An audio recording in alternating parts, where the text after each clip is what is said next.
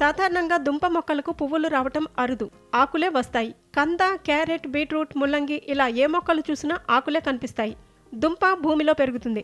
దుంప బాగా పెరిగిందని భావించినప్పుడు రైతులు వాటిని భూమి నుంచి తవ్వి తీస్తారు. ఇప్పుడు మీరు ఎప్పుడూ చూడని ఓ పువ్వుని చూడబోతున్నారు. అవును, అది కంద పువ్వు. ఇదేంటి కంద పువ్వు? ఇప్పుడే కదా దుంపలు పువ్వులు పూయవని చెప్పారు అనుకుంటున్నారా? అదే కదా విచిత్రమంటే. అప్పుడప్పుడు ఈ దుంప మొక్కలు కూడా పువ్వులు పూస్తాయి. అయితే చాలా అరుదుగా ఇది జరుగుతుంది. తాజాగా ఏలూరు జిల్లా ఉండ్రాజవరంలో ఈ కంద పువ్వు పూసి అందరినీ ఆకట్టుకుంటోంది. ఏలూరు జిల్లా ఉండ్రాజవరం మండలంలోని తాడిపర్రుకు చెందిన రైతు మట్టా చంటి పొలంలో ఈ కంద పువ్వు పూసింది.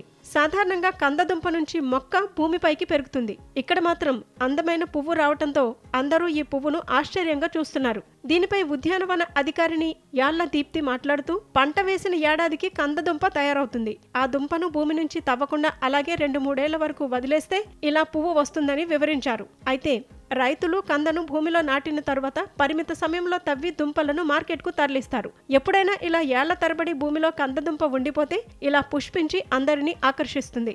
ఈ కంద పువ్వును చూసేందుకు స్థానికులు చంటి పొలానికి క్యూ కడుతున్నారు.